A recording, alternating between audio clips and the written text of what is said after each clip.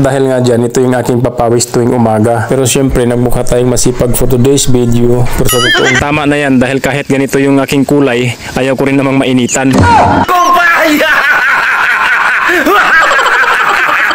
Hi guys, good morning. Maaga talaga akong nagigising sa umaga dahil maaga akong gagawa dito habang di pa mainit. Dahil sobrang init ng panahon ngayon, kailangan bago pa man uminit, makatrabaho na tayo. At meron pala akong bagong project dito kahit di pa tapos yung aking mga ginagawa dyan. Ito muna na naman, meron na naman akong nililinisan dito dahil may gagawin tayo dyan. Ayan, tinatambakan ko yan ng putik galing dun. So ito yung pinaka-exercise ko tuwing umaga. Alright, let's go.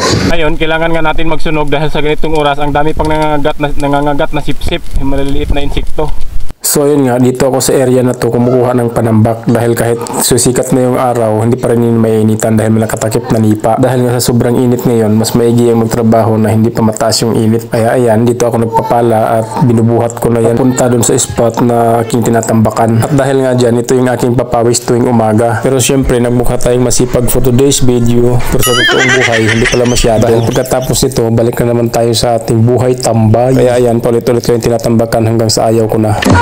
Ayun, dahil alas 9 na pasado at natatamaan na ng init yung ating ginagawang tinatambakan. At tama na yan dahil kahit ganito yung aking kulay, ayaw ko rin namang mainitan.